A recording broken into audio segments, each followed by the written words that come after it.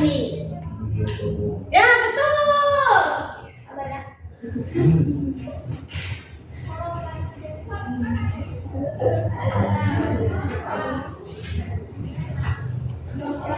Nah, Budi Utomo.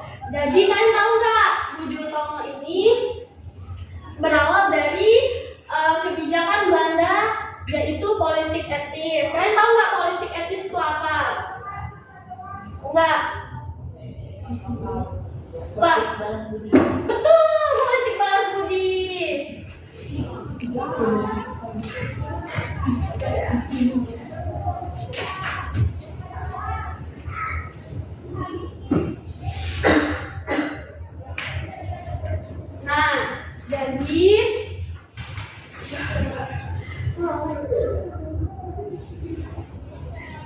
Nah, jadi politik balas budi itu, politik etis itu politik balas budi Belanda terhadap Indonesia.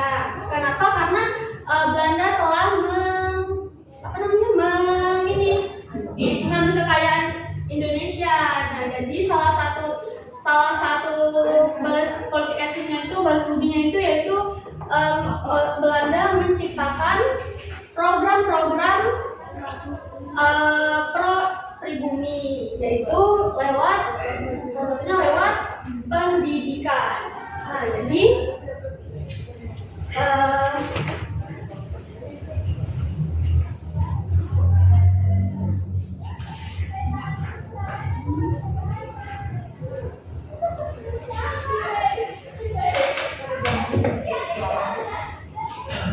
dari situlah Belanda mulai tuh mendirikan sekolah tuh yang bernama Stovia. Nah, jadi Stovia ini awalnya sekolah ini dibuat untuk Bumi Putra saja, Bumi Putra Jawa yang ada di Batavia. Nah, terus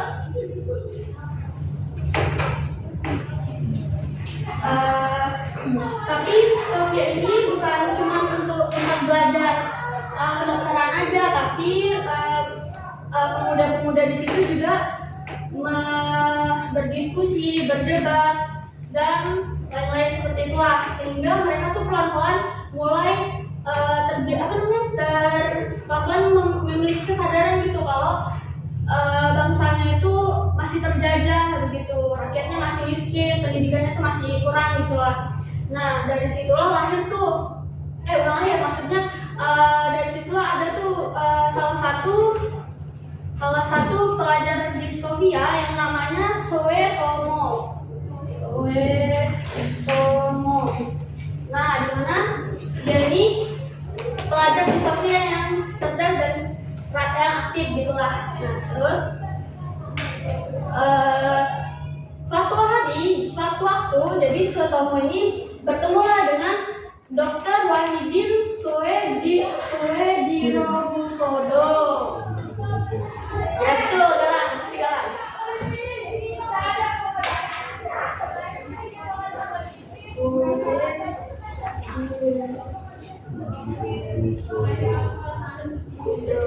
Oke.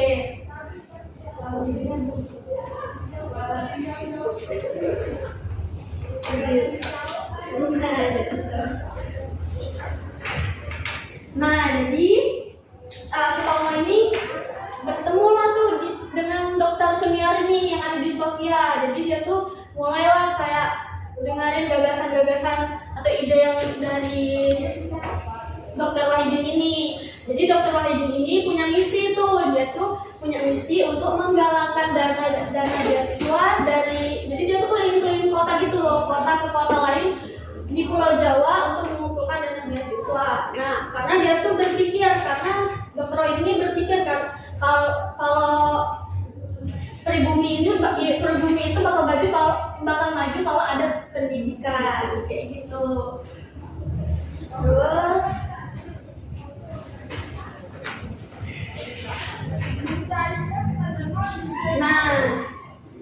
setelah itu Soetomo kan tertarik tuh dengan gagasan dan idenya Dr.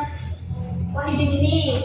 Dia tuh berpikir kalau gagasan ini tuh brilian banget, tapi dia tuh berpikir karena ini nggak mungkin gagasan ini berjalan kalau sendirian aja, jadi makanya dia tuh ngajak teman-temannya yang di Stovia itu untuk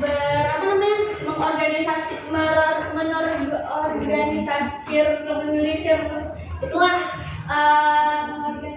itulah ya betul betul maaf ya itu betul. Nah jadi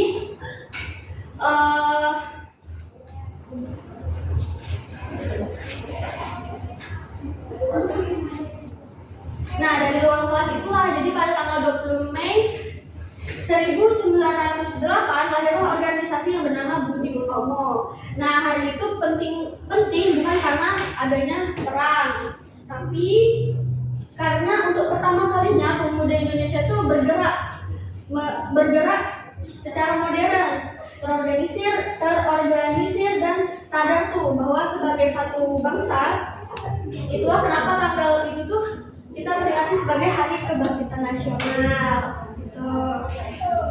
Nah, setelah berdirinya Budi Utomo ini fokus utamanya itu pada pendidikan, kebudayaan, sosial dan ekonomi. Mereka menggalang beasiswa, membuka kursus gratis, dan menerbitkan majalah untuk menyebarkan pemikiran agar kehidupan pribumi menjadi lebih baik. Nah, memang sih Budi Utomo ini itu nggak berperan besar dalam kemerdekaan, tapi di sini tuh lahir cara baru untuk berjuang. Kalau dulu kan kita bersifat perlawannya itu bersifat perang fisik gitu kan. Nah kalau di Budi Utomo ini mereka tuh berjuang melalui pikiran, organisasi dan kesadaran nasional seperti itu. Nah seiring waktu situasi ini kan berubah tuh. Mulai itu muncul organisasi lain yang lebih tegas tentang kolonialisme. Nah, jadi di dalam Budi Utomo ini sendiri terjadi tuh perdebatan antara kaum tua dan kaum muda. Jadi mana kaum tua itu ingin berada tetap di jalur sosial dan ekonomi, budaya ya itulah. Terus sedangkan kaum muda ingin masuk ke jalur politik seperti itu. Jadi bertentangan gitu.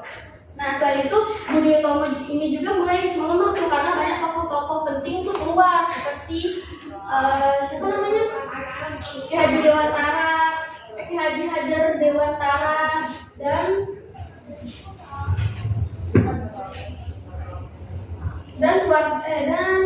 Cipto Mokusumo. Nah terus ada juga tuh karena ada pengaruh dari kolonial, terus mulai juga tuh mengundangnya pengaruh Budi Utomo karena masyarakat ini tuh beralih dukungan gitu kepada organisasi lain yang mendukung kemerdekaan Indonesia. Nah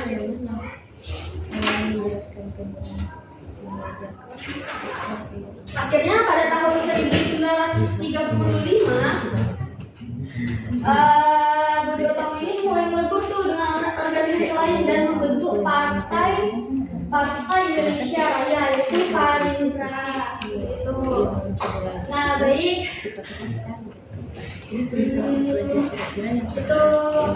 baik kita simpulkan materi hari ini.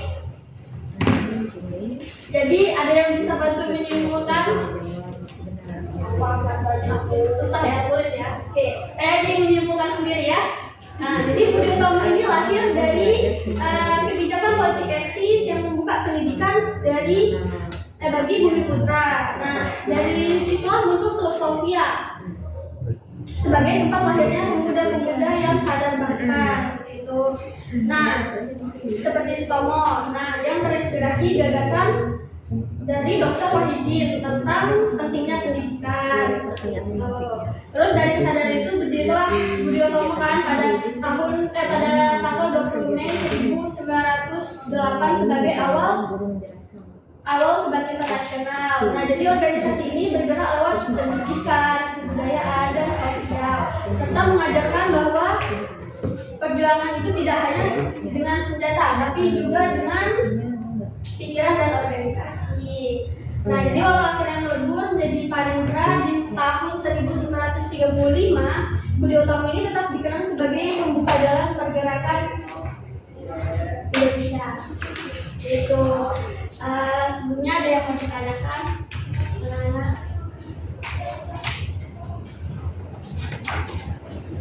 Oke, ada yang mau tanya ya? Oke, jadi saya akan kasih pertanyaannya.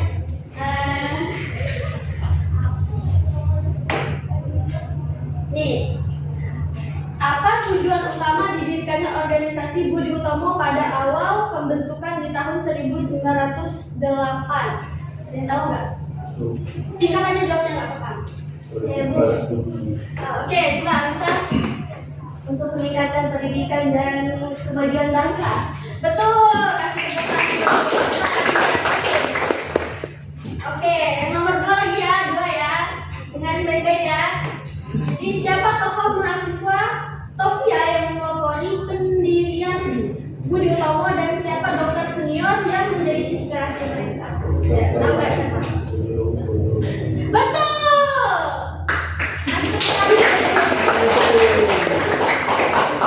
Oke, ini terakhir nih ya, terakhir. Oke, di mana sih lokasi atau gedung tempat berkumpulnya para pemuda saat meresmikan berdirinya organisasi ini? Gedung Sofia. Betul. Ada di Batavia ya, di Batavia yang sekarang kita kenal Jakarta. Oke, itu saja penutup